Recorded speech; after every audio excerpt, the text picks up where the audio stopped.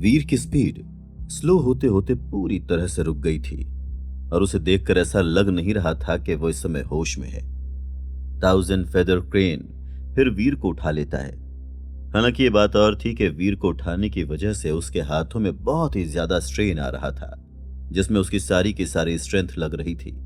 और उसी का ही नतीजा था कि बहुत ही जल्द 1000 फेदर क्रेन के हाथ पूरी तरह से एग्जॉस्ट हो गए थे और वो वीर को उठाए नहीं रख पा रहा था। और इसीलिए 1000 फेदर क्रेन अपने दांतों को भींचता है और वीर को फिर नीचे जमीन पर वापस रख देता है। उसके बाद वो वीर के सामने जाता है और वीर के हाथ को पकड़कर थामते हुए किसी पिट्ठू की तरह उसे अपनी पीठ पर लाद लेता है। 1000 फेदर क्रेन के वीर को अपनी पीठ पर लादने के बाद फिर वो स्काई पैलेस की तरफ चलना जारी रखता है। नाइफ क्वीन का स्टूडेंट बहुत ही अजीब है। रोड टू द स्काई में चलने भर से ही ये इस तरह की स्टेट में पहुंच गया है। 1000 फेदर क्रेन इस समय डिप्रेस्ड महसूस कर रहा था, लेकिन फिर भी उसने वीर को उठा रखा था। आफ्टर ऑल स्काई पैलेस में ओल्ड मैन वीर का इंतजार कर रहे थे और इसीलिए वो वीर को बस ऐसे ही वहां पर छोड़कर खुद आगे नहीं बढ़ता रह सकता था। 1000 फेदर क्रेन अपनी उस स्पीड को बढ़ाता है जिस स्पीड में उसने वीर को कैरी किया हुआ था, लेकिन कुछ समय के बाद उसकी स्पीड एक बार फिर से स्लो हो जाती है। ऐसा नहीं था कि वो अपनी स्पीड को स्लो करना चाहता था, बात बस इतनी सी थी कि वीर इस समय किसी छोटे पहाड़ के जितना हैवी था और यही वजह थी कि 1000 फेदर क्रेन तेजी से भाग नहीं पा रहा था। 1000 फेदर क्रेन जितना ज्यादा ऊंचा जा रहा था, वीर उतना ही ज्यादा हैवी होता जा रहा था। देखते ही देखते 1000 फेदर क्रेन का माथा भी इस समय पसीने से भर गया था। ये इसकी रोड टू द स्काई है या मेरी रोड टू द स्काई है? अपने मन में इसी ख्याल के साथ 1000 फेदर क्रेन वीर को कैरी करना जारी रखता है और देखते ही देखते बहुत ही जल्द उसका पूरा का पूरा शरीर पसीने से भीग जाता है। 9000 स्टेप्स के बाद 1000 फेदर क्रेन फिर पूरी तरह से लाल हो गया था। पसीने ने उसके कपड़ों को भिगो कर रखा हुआ था और उसके चेहरे की खूबसूरती पूरी तरह से गायब हो गई थी। उसकी हालत इस समय बहुत ही ज्यादा खराब थी और सांस लेने के लिए वो इस समय बुरी तरह से हाँफ रहा था। यकीन नहीं हो रहा है कि ये इतना ज्यादा भारी है। अगर ये केवल एक विस्काउंट है तो ऐसा हो ही नहीं सकता है कि ये इस तरह की पावर को अनलीश कर सकता है। इसके पास तो एनर्जी फ्लो तक नहीं है। ये जादू आखिर आ कहां से रहा है? क्या ये उन फीलिंग्स की वजह से है जो स्काई पैलेस टेक्स्ट से आ रही है? वीर को अभी भी अपनी पीठ पर लाद कर आगे बढ़ता हुआ 1000 फेदर क्रेन मन ही मन सोचता है। 1000 फेदर क्रेन एक अर्ल था और यही वजह थी कि उसकी स्ट्रेंथ ऐसी थी कि वो एक ड्रैगन को भी कैरी कर सकता था और बिना ज्यादा हांफे वो हर एक स्टेप पर चल सकता था। लेकिन अब उसकी नसें उसके हाथों और पैरों के अक्रॉस फूल रही थीं। अपनी इस वॉक में उसे अपनी सारी की सारी स्ट्रेंथ लगानी पड़ रही थी। वो इस समय इतनी बुरी तरह से हाँफ रहा था कि उसे देखकर ऐसा लग रहा था जैसे कि मानो किसी भी पल अब उसके मुंह से आग निकलने वाली है। और फिर बूम! 1000 फेदर क्रेन में से एक सफेद रंग का बादल ऐसे पोर होता है जैसे कि मानो उसके पोर्स में से स्टीम निकल रही हो। वो सफेद रंग की स्मोक फिर कंडेंस होती है जो फिर 1000 फेदर क्रेन की बॉडी के चारों ओर घूमती रहती है। 1000 फेदर क्रेन अब केवल अपनी फिजिकल स्ट्रेंथ के साथ चलता नहीं रह सकता था और इसीलिए वो अपनी क्लाउड पावर्स का इस्तेमाल कर रहा था। लेकिन वीर की सिचुएशन इस समय 1000 फेदर क्रेन से भी कहीं ज्यादा बदतर थी। उसकी बॉडी के अंदर कुछ ऐसा था जो कि क्रश हो गया था। उसकी हड्डियां और फ्लैश कोलैप्स हो रही थी, जिसकी वजह से वो देखने में एनोरेक्सिक पेशेंट के जैसा नजर आ रहा था। उसकी बॉडी के हिस्से जिनमें मीट मौजूद था वो अंदर घुस गए थे और उनके बीच में उसकी हड्डियां दिख रही थी। ऐसा लग रहा था जैसे कि वो किसी भी पल टूटने वाली हो। एक स्टेप, एक सीढ़ी, 10 स्टेप्स, अपने साथ खून और पसीना लेकर आए थे। ये देख कर के चीजें ऑलमोस्ट खत्म हो गई हैं। थाउजेंड फेदर क्रेन को अपने पैर तेजी से कांपते हुए महसूस हो रहे थे। वो अपनी पूरी पूरी कोशिश कर रहा था, लेकिन आखिर के कुछ स्टेप्स उसकी सारी की सारी स्ट्रेंथ ले रहे थे। इनफैक्ट गेट के सामने तो वो ऑलमोस्ट गिर ही गया था। वो अपनी सारी की सारी स्ट्रेंथ उसके थ्रू पुश करके वीर को गेट्स के थ्रू कैरी करने में लगा रहा था, ताकि वो वीर को गेट्स के पार ले जा सके। गेट के अंदर एंटर करने के थाउजेंड फेदर क्रेन को एक बार फिर से हल्का महसूस हो रहा था और वो ऑलमोस्ट प्लेजर में आहें भर रहा था। फाइनली हम यहां पर पहुंच गए हैं। एक राहत की सांस लेते हुए थाउजेंड फेदर क्रेन मन ही मन सोचता है।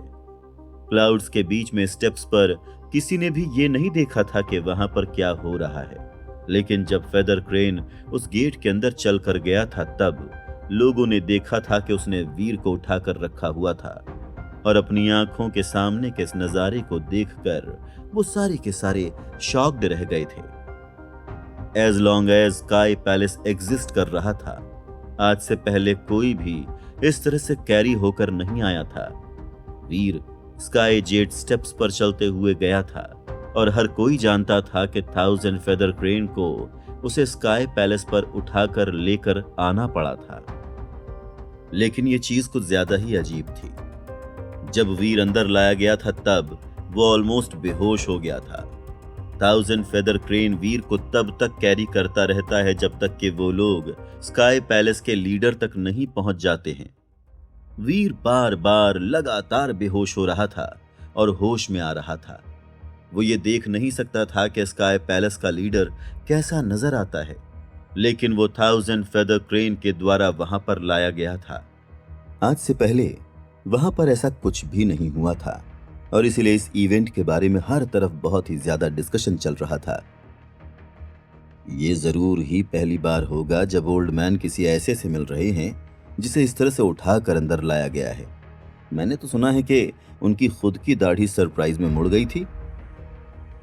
ये इस तरह से रोड टू की में किस तरह से चल सकता है? ये बंदा तो यूनिक है। ये तो क्रीपी ज्यादा है। चाहे वो कितना ही क्रीपी क्यों ना हो, लेकिन ओल्ड मैन ने फिर भी उसे एक्सेप्ट किया है। वो फिर भी व्हाइट जेट बिल्डिंग में प्लेसमेंट पाने में कामयाब हो गया है। उसकी किस्मत अच्छी है कि वो नाइफ क्वीन का स्टूडेंट है। हाँ, ओल्ड मैन नाइफ क्वीन की इज्जत करते हैं और नाइफ क्वीन वाकई में अच्छी है। ओल्ड मैन वाकई में उसे एक प्रॉपर स्टूडेंट की तरह ट्रीट नहीं करते हैं। हालांकि ऐसे में ये वाकई में काफी अजीब लग रहा है कि वो इस तरह के स्टूडेंट को ले रहे हैं जो इस लड़के के जितना अजीब है। वीर 24 घंटों से लगातार सो रहा था। उसके बाद वो पूरी तरह से रिकवर हो गया था। उसके सप्रेशन की फीलिंग्स फाइनली फेड हो गई थी। उठने के बाद वीर खुद को जेड बेड पर लेटा हुआ पाता है। डेकोर की अगर बात करें तो उस कमरे में कुछ भी मौजूद नहीं था। वो एक स्टोन हाउस था जिसमें एक जेड बेड, एक स्टोन टेबल और 4 स्टोन स्टूल्स मौजूद थे। वीर एक अंगड़ाई लेता है और उसे बहुत ही अच्छा महसूस हो रहा था। वो हार्श फीलिंग्स जो अपनी बॉडी के अंदर आने की वजह से उसने बहुत ज्यादा सफर की थी, लेकिन फिर उसकी वो सफरिंग बेकार नहीं गई थी। हालांकि वीर अभी तक ये पता नहीं लगा पाया था कि वो अपने प्रोफेसर मंत्रा के ऑरा को किसी सॉलिड चीज में कैसे बनाए रखे, लेकिन फिर भी उस फीलिंग को एक्सेप्ट करने से उसने कुछ बहुत ही इंपॉर्टेंट सीखा था। जब वीर जेट टर्टल स्पेल के द्वारा सप्रेस्ड हुआ था तब प्रोफेसर मंत्रा के ऑरा ने उस टेक्निक की वर्किंग्स को सिम्युलेट कर दिया था और इसी तरह से ही वो उस स्पेल को काटने में कामयाब हो गया था और तब से वीर अक्सर ही उस स्पेल के साथ खेलता रहा था। वो उसे स्टडी करने के लिए प्रोफेसर मंत्रा के ऑरा का इस्तेमाल कर रहा था, लेकिन स्पेल की पावर बहुत ज्यादा कॉम्प्लिकेटेड थी और यही वजह थी कि वीर के लिए उसकी वर्किंग्स को सीखना कॉम्प्लिकेटेड हो रहा था। लेकिन फिर भी वो थोड़ा थोड़ा प्रोग्रेस कर ही रहा था। लेकिन जब वीर सीढ़ियों पर था और स्काई पैलेस उसकी बॉडी में एंटर हुआ था तब वीर को ऐसा महसूस हो रहा था कि जेट टर्टल स्पेल में कुछ कॉमन है। स्काई पैलेस में बिना कुछ अप्लाई किए ही एक फीलिंग मौजूद थी और जेड टर्टल स्पेल के एनर्जी फ्लो को पूरी तरह से समझ पाना बहुत ही ज्यादा मुश्किल था। लेकिन जब उन दोनों को आपस में कंपेयर किया गया था तब उस कंपैरिजन ने वीर के दिमाग को खोल दिया था और वो बहुत ही ज्यादा खुश महसूस कर रहा था। जैसे जैसे वीर और ज्यादा सीख रहा था वैसे वैसे वो नोटिस कर रहा था कि उसमें कुछ चीजें हैं जो कॉइन के साथ भी कॉमन थीं। उन स्किल्स को एग्जामिन करना जारी रखते हुए वीर और भी कहीं ज्यादा सीखने में कामयाब हो गया था। जहां एक तरफ वीर अभी भी सप्रेशन के झोंके को महसूस कर रहा था, वीर जेड टर्टल स्पेल को निकालता है और उसमें डाइव इन करने के लिए प्रोफेसर मंत्रा के ऑरा का इस्तेमाल करता है। वो स्पेल से कुछ सीखने की कोशिश कर रहा था ताकि वो अपनी थ्योरीज को कंफर्म कर सके। जेड बेड पर बैठा हुआ वीर जेड टर्टल स्पेल की तरफ देखता है, लेकिन बहुत ही जल्द उसे पता चलता है कि जेड टर्टल स्पेल ऐसे बिहेव कर रहा था जैसे कि मानो वो कमजोर हो गया हो। वो जेड के जैसा लगता था, लेकिन अब तो किसी पत्थर के जैसा नजर आ रहा था। 2 दिनों के बाद जेड टर्टल स्पेल अचानक से ही क्रैक होकर धूल में बदल गया था। वो अब बेकार हो गया था। वीर इस समय बहुत ही ज्यादा शॉक्ड था, लेकिन वो इसे लेकर खुश भी था। वीर को बहुत कुछ सीखने को मिला था। वीर कुछ दिनों के लिए गायब हो गया था और उसके गायब होने की वजह से पैलेस में हर तरफ अफवाहें फैलना शुरू हो गई थीं। लोगों का मानना था कि वीर कई दिनों तक एक मिनी कोमा में रहा है और उसे बहुत ही गहरी चोटें आई हैं। उसे वहां पर आए हुए कुछ दिन हो गए थे और अभी तक वो ज्यादा लोगों से मिला नहीं था, लेकिन उसके बावजूद वीर काफी ज्यादा फेमस हो गया था। स्काई पैलेस के ज्यादातर स्टूडेंट्स इस समय बहुत ही ज्यादा क्यूरियस थे।